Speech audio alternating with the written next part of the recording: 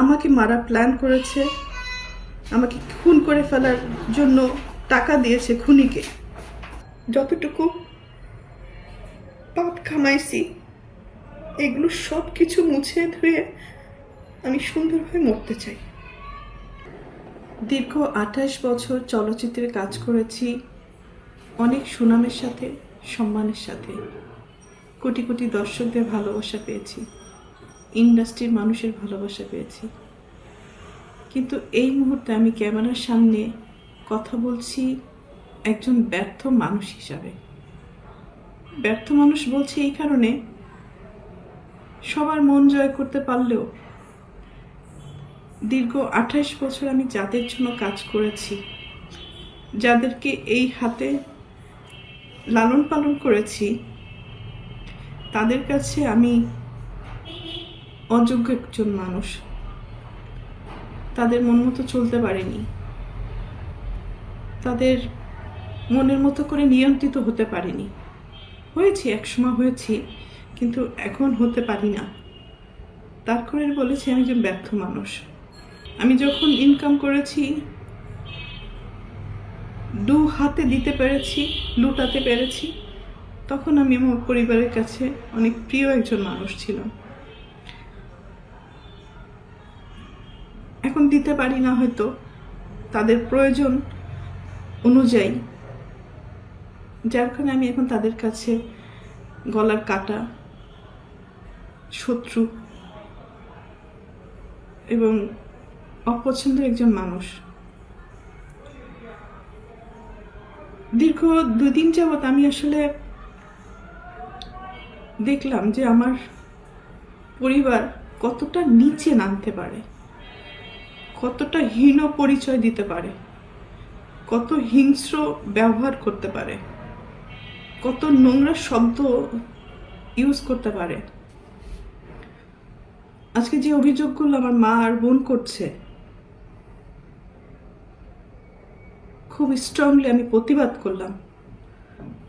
এর পুরোটাই মিথ্যে, বানোয়াট, এবং তাদের স্বার্থ উদ্ধার হয়নি বলে আজকে সত্য একটা জিনিসকে অসত্য বলে প্রমাণিত করার চেষ্টা করছে। আমি একজন শিল্পী মানুষ, আমি কি ভূমিদস্যু? নিজের ভবিষ্যৎ, নিজের ভালো লাগা, মন্দ লাগা, অনেক কিছুই বাদ দিয়ে দিয়েছি শুধু আমার ভাই বোনদেরকে মানুষ করার জন্য। কিন্তু এখন এসে দেখলাম মানুষ তো হয়নি, হিংস্র কিছু পশুও বলবো না, পশুরা তো আসলে খুব কৃতজ্ঞতা থাকে পশুদের মধ্যে, কিন্তু এদের মধ্যে সেই কৃতজ্ঞতা বোধটুকুও নেই। উপরের দিকে থুতু ফেললে তো নিচের দিকেই আসে। কাদের নামে অভিযোগ করব? অভিযোগ তো আসলে করে বাইরের লোকদের নামে। আর আমি যেহেতু আমার ভাই বোনদেরকে, আমার বাবা মাকে অনেক ভালোবাসি, যার কারণে আমার জীবনে আমি অনেক কিছু ফেস করেছি তাদের দ্বারা। নির্যাতিত হয়েছি, লাঞ্ছিত হয়েছি, অপমানিত হয়েছি। নিজের এত বছর যে আমি ইন্ডাস্ট্রিতে ইনকাম করেছি, তারা আমার সাথে বেইমানি করেছে। আমার সমস্ত অর্থ আমার কাছ থেকে নিয়ে নিয়েছে। আমার টাকা দিয়ে কেনা সয় সম্পত্তি কোনো কিছুই আমার নামে ছিল না, আমার প্রত্যেকটা ভাই বোনের নামে ছিল। আমার অ্যাকাউন্টগুলো শূন্য ছিল, এবং আমার গাড়ি, শুধু আমার দেহটা ছাড়া আমার কোনো কিছুই আমার ছিল না। সব কিছুই তাদের আন্ডারে ছিল। আমিও তাদের আন্ডারে ছিলাম। তো একটা পর্যায়ে এসে মানুষের জীবনে বেঁচে থাকার জন্য কিছু না কিছু প্রয়োজন হয়। তো বেঁচে থাকার মতো শুধু আমার জানটা ছিল হয়তো। তো